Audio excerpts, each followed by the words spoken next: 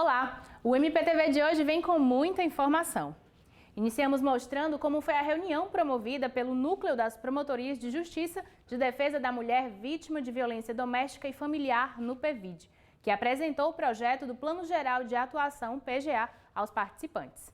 O ProMulher, Protocolo Único de Atendimento à Mulher em Situação de Violência Doméstica e Familiar, é um sistema de registro unificado que visa armazenar todos os atendimentos realizados pela rede. Nós temos uma referência e uma contrarreferência. Aquela mulher entrou na rede de atendimento, todos os participantes daquela rede vão ter acesso ao que realmente aconteceu com aquela mulher. Se ela foi à delegacia de polícia, se ela fez um boletim de ocorrência, se ela foi ao IML, fez um exame de corpo de delito. É nós compilarmos todos esses dados, termos todo esse encaminhamento dessa mulher e evitar principalmente a revitimização dessa mulher, para que essa mulher não fique narrando o ocorrido em cada instituição em que ela ingressar. Estiveram presentes representantes das Secretarias de Segurança e Saúde, promotorias do júri, Centro de Referência Especializado de Assistência Social, CREAS, Centros de Referência de Assistência Social, CRAS, e também alguns promotores que decidiram levar a ferramenta para seus municípios de atuação. Uma das maiores demandas que nós temos na promotoria de Barras, que eu sou titular, e na que eu respondo que é Barras, é a violência doméstica. Então, é uma necessidade a gente implementar outras estratégias para contemplar a mulher na sua inteireza, não só na acusação do agressor. Porque aí você tem integração de dados, sabe as demandas das outras instituições, as instituições precisam se comunicar, dialogar e conversar entre si. Essa é uma atividade do Plano Geral de Atuação do MPPI, em que cada centro de apoio cria seu projeto e apresenta aos promotores do interior do estado para que escolham qual aderir. O Ministério Público tem, para cada área de atuação, tem um projeto dentro do Plano Geral de Atuação e tem projetos avulsos que são desenvolvidos pelos colegas. No caso, os centros de apoio operacionais nas áreas especializadas, saúde, meio ambiente, infância e adolescência, combate à corrupção e as promotorias criminais, cada um projeto nas suas áreas. A ouvidoria também tem projeto, o PROCON e o NUPEVID. E aí estamos iniciando esse acompanhamento dos projetos. O Centro de Apoio Operacional às Promotorias Criminais promoveu um minicurso sobre a Lei do Pacote Anticrime, aprovado e sancionado em dezembro de 2020. Confira. A palestra teve a participação de membros, servidores e estagiários da instituição. Nós queremos destacar a importância de estarmos com essa capacitação, tendo em vista a própria mudança que houve, grandes mudanças no processo penal, no processo processual penal e trazendo modificações significativas, inclusive na atuação do Ministério Público. Então, acredito que é um momento ímpar dessa discussão, desse diálogo e da construção de alguns fluxos para a implementação de artigos que modificaram o sistema acusatório penal. Para a palestra foi convidado o promotor de justiça Antônio Suxberger, que destacou o acordo de não persecução penal como um dos benefícios do tema abordado. Durante a tramitação legislativa, no último momento foram inseridas algumas transformações que impactam diretamente no trabalho do Ministério Público. A figura do juiz das garantias, o novo regime legal do arquivamento da investigação, a maneira como foi positivado o acordo de não persecução penal, o novo regime legal da colaboração premiada, enfim, uma série de institutos que impactam no trabalho do Ministério Público, reclamarão ajustes institucionais, ou seja, a maneira como a organização, como a instituição organiza os seus trabalhos e serviços, mas, sobretudo, vai exigir dos promotores e promotoras na capacitação, formação continuada. O evento tratou sobre as principais mudanças que deverão acontecer com a implementação do pacote anticrime. Com essa previsão legal do acordo de não persecução penal, o Ministério Público ele assumiu o protagonismo de todas as investigações criminais. E é possível agora que ele possa propor um acordo àquele investigado que cometeu um crime considerado de médio potencial ofensivo, não cometido com violência ou grave ameaça, com pena mínima inferior a 4 anos. Você vai conferir agora algumas dicas com a infectologista Rosane Oliveira sobre doenças respiratórias e os cuidados para evitá-las.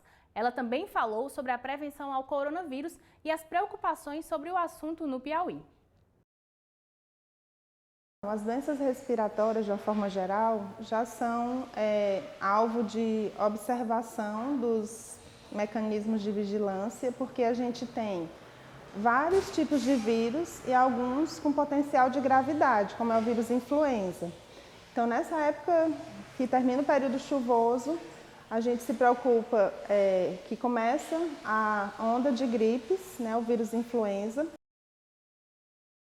Em relação ao SARS-CoV-2, né, que causa a Covid-19, que é o nome oficial da doença, é uma síndrome respiratória que, na grande maioria dos pacientes, é um quadro leve, como um resfriado comum, igual a outros tantos vírus.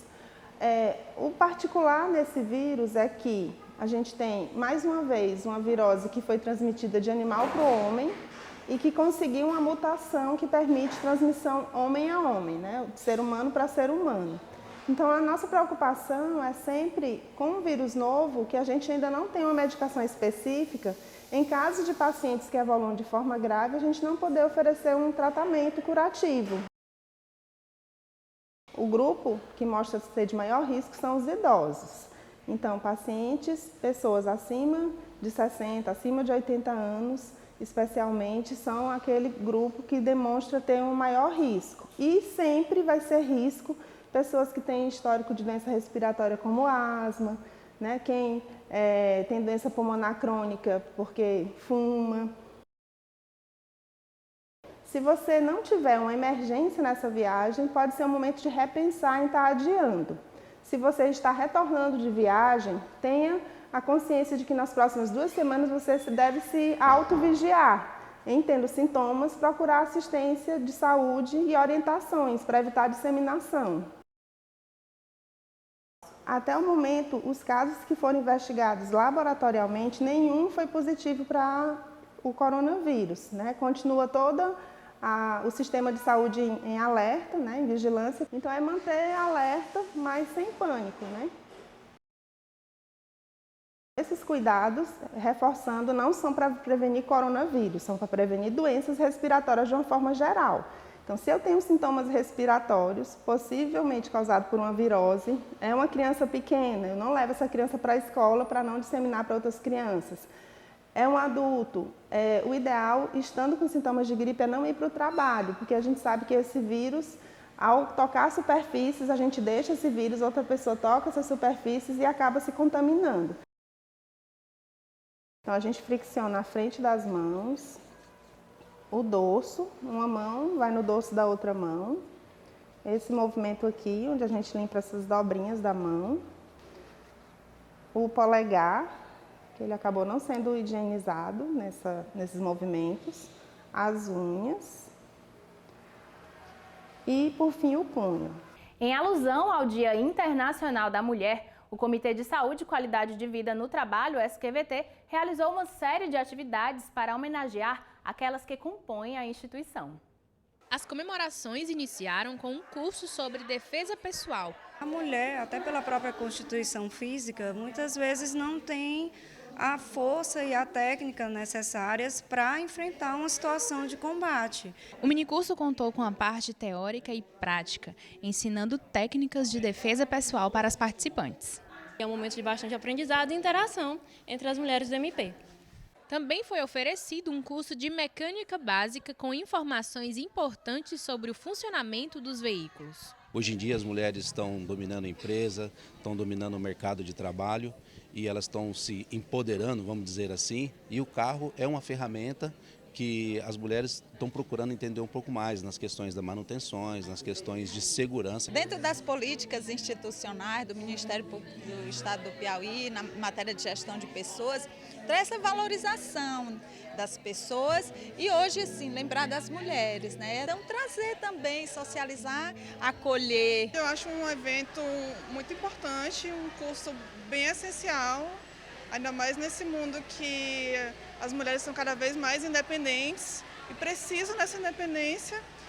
Então, né, por que não um curso que vai ajudar a gente a ser independente nessas coisas que são ditas, né, masculinas. Tem um workshop de manutenção de carro, né, de oficina, traz um conhecimento também a mais para as mulheres.